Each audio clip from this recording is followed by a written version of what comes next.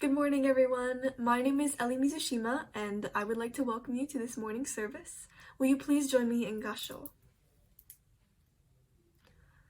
Buddhism is not just a teaching, it is a way to live.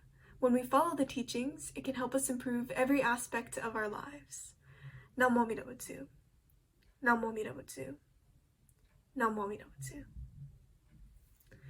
Now, will you please join us in the reading of the Three Treasures, led by Molly Maseba? Will everyone please join me in Gasho for the reading of the Three Treasures? Namo Amida Butsu, Namo Amida Butsu, Namo Amida Butsu. Three Treasures. Fortunate is it to be born into human life. Now we are living it. Rare is it to encounter the teachings of the Buddha. Now we hear it. If we do not seek the truth of the Dharma in this life, in what life shall we find it? Let us reverently take refuge in the three treasures of the truth. I take refuge in Buddha. May we all together absorb into ourselves the principle of the way to enlightenment and awaken within us our highest aspirations. I take refuge in Dharma. May we all together be submerged in the depth of the Dharma and gain wisdom as deep as the ocean. I take refuge in Sangha. May we all together become units in true accord, in a life of harmony, in a spirit of universal brotherhood, freed from the bondage of selfishness. Even through ages of myriads of kalpas, hard is it to hear such an excellent, profound, and wonderful teaching. Now we are able to hear and receive it. Let us thoroughly understand the true meaning of Tathagata's teaching. Namo Amida Butsu, Namo Amida Butsu, Namo Amida Butsu. Thank you, Molly. Now will you please join us in the chanting of Jusei, led by Sensei Koichi?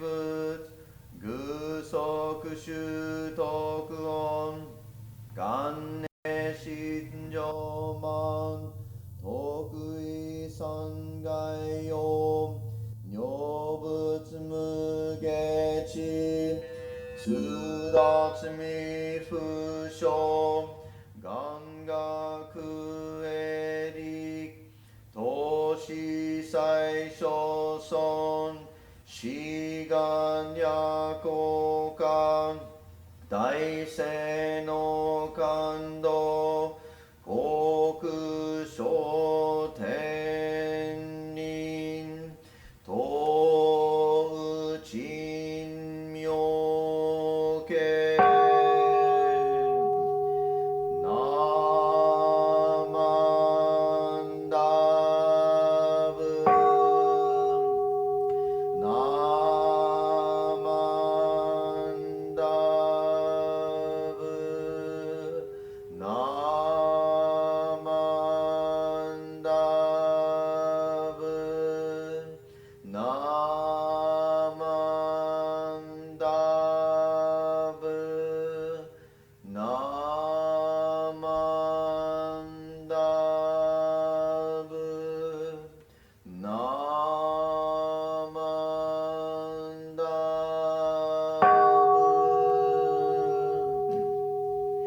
がんにしくとく平等性祭道本菩提心往生安楽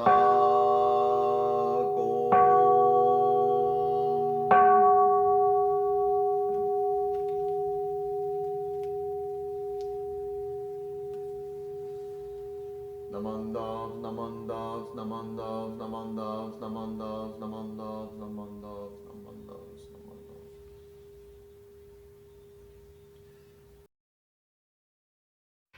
Now we will have the reading of the Golden Chain, led by Andrew Matayoshi, followed by today's Dharma message. Please join me in Gasho for the reading of the Golden Chain. Golden Chain. I am a link in Amita's golden chain of love that stretches around the world. I will keep my link bright and strong. I will be kind and gentle to every living thing and protect all who are weaker than myself. I will think pure and beautiful thoughts, say pure and beautiful words, and do pure and beautiful deeds. May every link in Amita's golden chain of love be bright and strong, and may we all attain perfect peace. Namo Amida Butsu. Namo Amida Butsu. Namo Amida Butsu.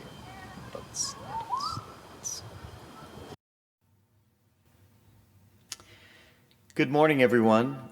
It's so nice to see all of you this morning, not only because we're here together for Sunday service, but it means that you all remembered to change your clocks forward last night. So welcome, everyone, and thank you for being here. As you all know, today, of course, is March 14th, 2021. And while today does not hold any particular significance in terms of Buddhist special services, this day holds a very important meaning to all of us, because today marks the passing of 1 full year of living in this global pandemic, right? You know, I'm not usually that great with dates or remembering when things happen, but I remember last year very well, March 13th, 2020, because it was Friday the 13th, right? And I remember all of those days that even led up to that Friday the 13th of last year, because I remember we were here at the temple that week. The Tuesday before, there was a very important board meeting when all of the temple leaders and representatives were here in this very room discussing the very, very important, critical matter about this new unknown danger that threatened all of our community and the rest of the world. And I remember how uncertain we all were at that time about what was going to happen in the world. And I remember how difficult it was for all of us to determine what was fact and what was just conjecture. Many of us were still undecided at that time about how much of a real threat this virus was. And within just a few days after that Tuesday board meeting, the entire world seemingly was just shut down, right? And we knew so little back then, when you think back a full year ago, because we thought that maybe we would close down and maybe it would last a couple weeks at most. I think many of us thought that, right? None of our high school students even gave a single thought about, emptying out the contents of their lockers when they left for that Friday at school. I think most of us just imagined it would be an extended spring break maybe, and things would return back to normal within a few weeks. No one could have expected the extent of what was going to happen for this year after. And I remember when those stay-at-home orders were first issued, there were so many people that actually welcomed the break in their hectic daily schedules, right? I heard so many stories of people spending quality time with their families. People were getting outside, they were exercising more, and I saw so many posts about how everybody's dogs were exhausted because they were getting walks 2-3 times a day even, right? People were picking up new hobbies, they were learning how to bake, they were reorganizing their homes, and they were catching up on all of their favorite streaming shows. Tiger King, right? We all watch Tiger King, right? So many of us were actually grateful that we were able to work safely from home. And many of us were glad that we didn't have to face that morning commute and packed traffic anymore. And some of us are even grateful that we didn't have to dress up in our formal work clothes every day with our shirts and ties. Everybody stayed home in sweatpants all day, right? Because Zoom only gets you from the waist up, right? I'm not wearing sweatpants right now. I'm wearing nice pants. But anyway, as 1 week turned into 2 weeks, and those weeks started turning into months, even those things that we enjoyed so much in the beginning, they started to weigh heavily on our lives, right? People lost their livelihoods. People lost their jobs. People lost the services that they needed. People became isolated and alone. And so many of the things that we took for granted became a scarce commodity, right? All those things that we took so for granted started to become a scarce commodity.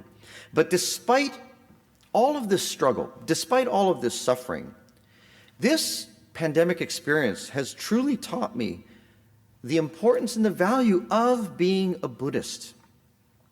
The Buddhist teachings have helped me endure so much this past year. And we know there is still much time left to endure. So I wanted to just share with all of you today and this morning, I just wanted to share with you just a few of the Buddhist teachings that have stood out to me. And of course, there are so many more, but these are just a couple that I wanted to talk about today.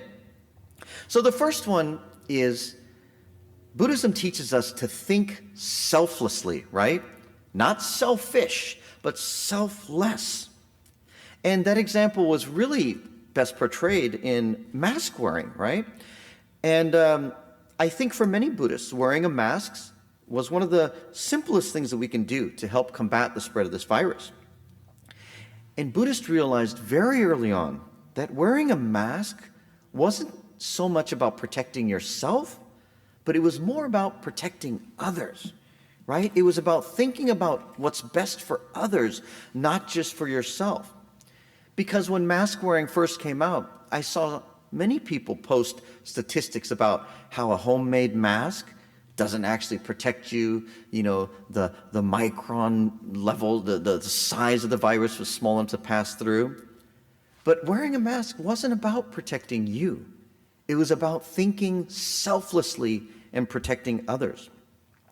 And I think that's why Buddhists, were so easily open to that idea. They gravitated towards it so naturally because it's a part of our teaching, the thinking of others. Another core teaching of Buddhism that has helped me get through this is the teaching of gratitude, right? And as I mentioned earlier, I realized that so many people have suffered so greatly this time. So many bad things have happened, but despite all of the loss, despite all of the suffering, despite all of the shortcomings, I think as Buddhists, we still realize that no matter how many bad things are out there, there is still so much to be grateful for. We think about the basic needs. We always talk about basic needs for survival, right? Food, water, shelter. We talk about those things all the time. But what about the basic need of air to breathe? That's not one that's ever mentioned, right? When we talk about basic needs for survival, we talk about food, shelter, water, maybe even family or community. Maybe we include that. But no one ever talks about air, the air you breathe, right? But remember those several months into the pandemic when California wildfires just took over the entire state. If my memory serves, it was record number of fires, over 4 million acres burned in that year. That is unprecedented. And the smoke filled the air with, depending upon how close you were, your proximity to those fires. In some cases, the air was brown and gray and even black. And the basic necessity that we all took so for granted, just breathing clean air into our lungs, into our bodies, even that was stripped away from us during this time. So this Buddhist teaching of gratitude has been one that has really resonated with me throughout this pandemic. I realize that no matter how much we have lost, there is still so much to be grateful for. And not a day goes by now when I don't open the front door and step foot outside, and when I'm able to breathe that fresh air, not a day goes by when I don't feel a tremendous, profound, deep sense of gratitude, even for the air. And one of the final teachings that I'm going to just touch upon today comes from the 6 paramitas. And my understanding of the 6 paramitas they are called the 6 perfections, right? And they are actually 6 practices that help people. We don't want to use big words like enlightenment. That's kind of a heavy word. But anyway, there are 6 practices to help get our mind, body, spirit, soul into a better place, into a place of understanding, into a place of peace, if you will. One of my, and I shouldn't say favorite paramitas, but one of the paramitas that I always personally focus on the most is Kshanti, Shanti, right? And that is the paramita of patience. Patience. And this has really, really resonated with me because in this time of the pandemic, I have watched my Dharma friends. I have watched you, my Sangha community. I have watched you live your lives with such patience. And I have been in awe of everyone's ability to endure. Because I know, by talking to many of you, that the degrees of suffering vary greatly for people. Some people are doing just fine, and some people have faced tremendous loss of loved ones, family, jobs, all these things. Having said that, overwhelmingly, as I connect with my fellow Sangha members, whether it's online, whether it's a phone call, again, I am in awe. And I am in such reverence of everyone's incredible, incredible patience during this time. And even with our temple leaders, as we meet every month and continually reassess the decision whether we are ready to come back in person in this Hondo, the temple leaders are incredibly patient. No one is in a rush to come back for the sake of coming back. The first and foremost priority for everyone is the safety of our community and our world. And that patience is so inspiring to me because it makes me realize that I don't have to be patient alone. When I see all of you out there being patient, being strong, and enduring, it gives me strength as well. So I hope we all take this moment to realize that our sacrifice is so well worth it because it inspires others as well within our community. So, as we practice this patience not only for ourselves, we realize that we are practicing this patience for the rest of the world. And by helping others, we end up helping ourselves, right? And I mentioned the internet, social media. This is a story that all of you, I'm sure, have seen by now. It was shared to me on Facebook through another BCA friend. And it's a story. And I know you've heard this all before, but I wanted to share it with you again.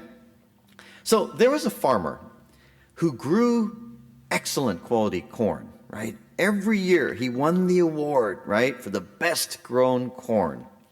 And one year, a newspaper reporter interviewed him and learned something very interesting about how he grew it. So the interview discovered that the farmer actually shared his seed corn with his neighbors. And so the interviewer said, "How can you afford to share your best seed corn with your neighbors when they're entering the same competition you are, and they're actually competing against you?" Well, the farmer said, "Why, sir? Didn't you know? The wind actually picks up pollen from the ripening corn and swirls it from field to field. So if my neighbors grow inferior corn, cross-pollination will steadily degrade the quality of my corn. So if I am to grow good corn, I must help my neighbors also grow good corn." And I really, really love this story because it just shows us the importance of not just taking care of ourselves, but we have to take care of others. And I think our Sangha community, our temple leaders, our ministerial staff, I really am just so humbled by all of their efforts to do their best to take care of others. And I'm grateful for all of them. And I'm grateful for all of you as well, doing the same thing.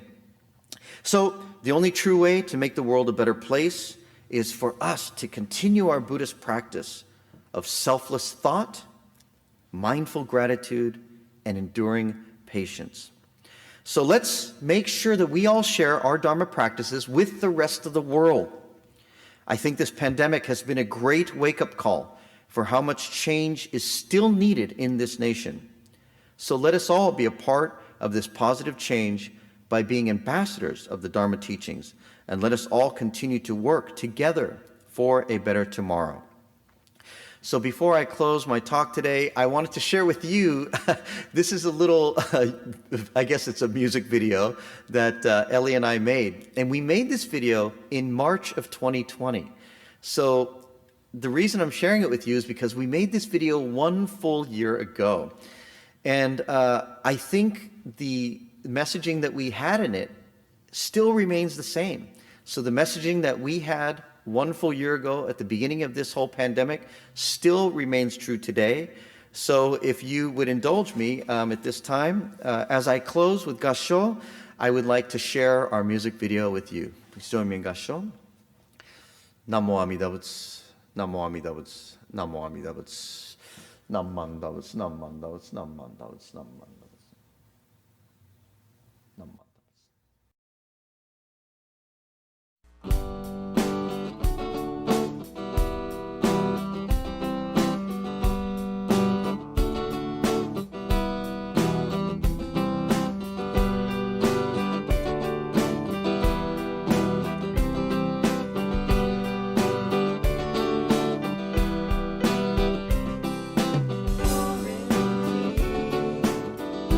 Stay inside, stop the